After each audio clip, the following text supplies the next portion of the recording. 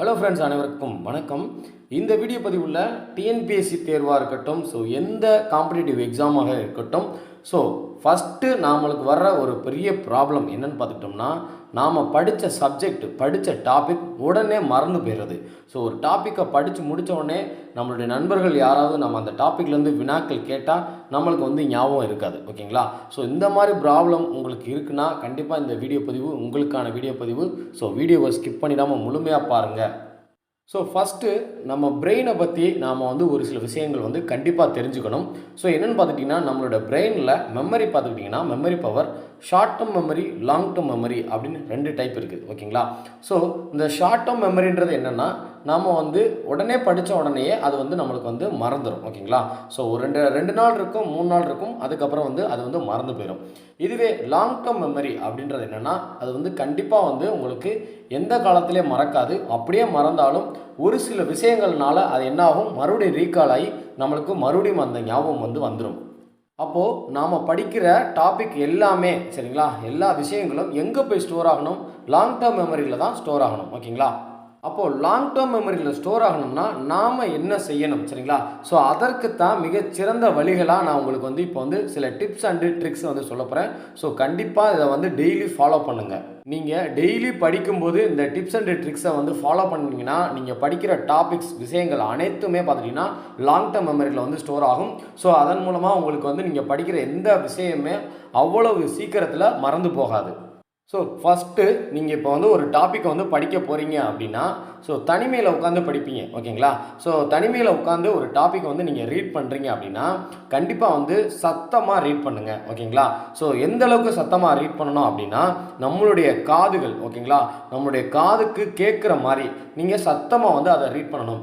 ஏன்னு பார்த்துக்கிட்டிங்கன்னா, நம்மளுடைய பிரெயின் பார்த்துக்கிட்டிங்கன்னா அதிகமான சவுண்டு சரிங்களா, அதிகமான ஒலி எங்கிருந்து வருதோ அதை நம்மளுக்கே தெரியாமல் நம்மளுடைய பிரெயின் அனலைஸ் பண்ணும். ஓகேங்களா? ஸோ உங்களுக்கே தெரியும், நீங்கள் இப்போ திடீர்னு ஒரு பெரிய சத்தம் கேட்குது அப்படின்னா நம்மளுக்கே தெரியாமல் என்ன பண்ணுவோம், நம்மளே அறியாமல் அந்த சத்தம் எங்கேருந்து வந்துச்சுன்னு பார்ப்போம். ஓகேங்களா? ஸோ அதே கான்செப்ட் தான். ஸோ நீங்கள் படிக்கும்போதும் என்ன பண்ணணும், வாயிலே நம்மன்னு ஒரு சில பேர்லாம் முணங்குவாங்க சரிங்களா. ஸோ அது அவங்களோட பழக்க வழக்கங்கள். ஆனால் அறிவியல் பூர்வமாக என்னன்னு பார்த்துக்கிட்டிங்கன்னா, நாம் எந்த அளவுக்கு சத்தமாக ரீட் பண்ணுறோமோ ஸோ அந்த அளவுக்கு நாம் ரீட் பண்ணுறது நம்மளுடைய காதுகளில் கேட்கணும். ஸோ இதன் மூலமாக நாம் படிக்கிற கண்டென்ட் நம்மளுடைய லாங் டேர்ம் மெமரியில் ஸ்டோர் ஆக அதிக வாய்ப்புகள் இருக்குது. ஸோ அடுத்து பார்த்துக்கிட்டிங்கன்னா பேசிக் கான்செப்ட் அப்படின்னு தான் பார்க்க போகிறோம். ஸோ இது என்னடா பேசிக் கான்செப்ட் அப்படின்னு பார்த்துக்கிட்டிங்கன்னா, ஒரு டாப்பிக்கை ரீட் பண்ணும்போது புக்கில் எப்படி இருக்கோ அப்படியே தான் ரீட் பண்ணணும் அப்படின்னு கிடையாது. ஓகேங்களா? ஸோ உங்களுக்கு ஈஸியாக எப்படி புரியுமோ, உங்களுக்கு எந்த மாதிரி படித்தா புரியுமோ அந்த மாதிரி நீங்கள் ஒரு சில விஷயங்களை ஆட் பண்ணிக்கலாம். ஒரு சில விஷயங்கள்னால் ஷார்ட்கட்ஸு, உங்களுக்கு என்னென்ன தோணுதோ இப்படி தான் படித்தா தான் எனக்கு புரியும் அப்படின்ற பேசிக் கான்செப்டை உங்களுடைய மைண்டு எந்த மாதிரி அனலைஸ் பண்ணுமோ ஸோ அதை நீங்கள் யூஸ் பண்ணி என்ன பண்ணிக்கலாம், படிச்சுக்கலாம். ஸோ நம்மளுக்கு விருப்பமான முறையில் படிக்கிறதுனால நாம் படிக்கிற கண்டென்ட் பார்த்துட்டிங்கன்னா லாங் டேர்ம் மெமரிக்கு போகிறதுக்கு அதிகப்படியான சான்சஸ் இருக்குது. ஸோ அடுத்து என்னென்னு பார்த்துக்கிட்டிங்கன்னா மைண்ட் டிஸ்ட்ராக்ஷன்.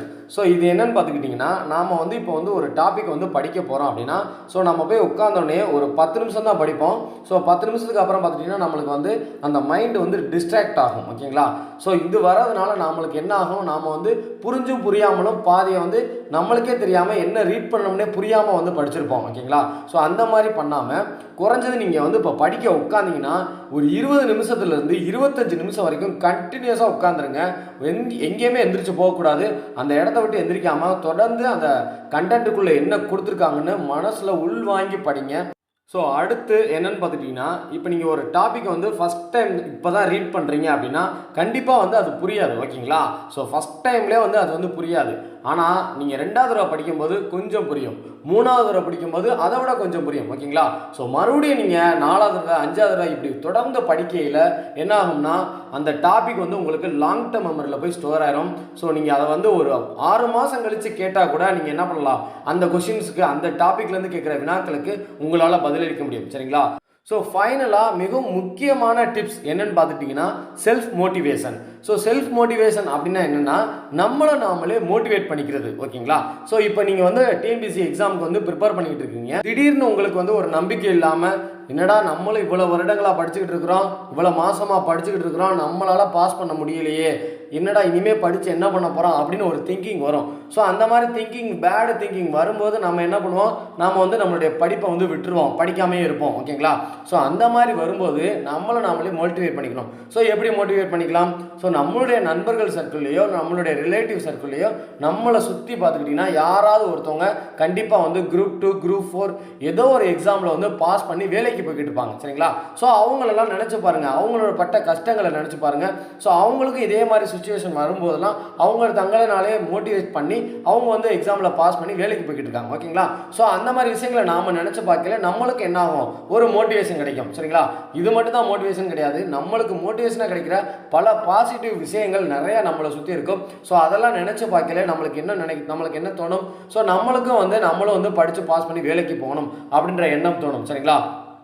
ஸோ நான் இந்த வீடியோ பதிவில் சொன்ன அனைத்து வழிகளையுமே நீங்கள் வந்து ஃபாலோ பண்ணினீங்கன்னா கண்டிப்பாக வந்து நீங்கள் படிக்கிற விஷயங்கள் மறந்து போகாது.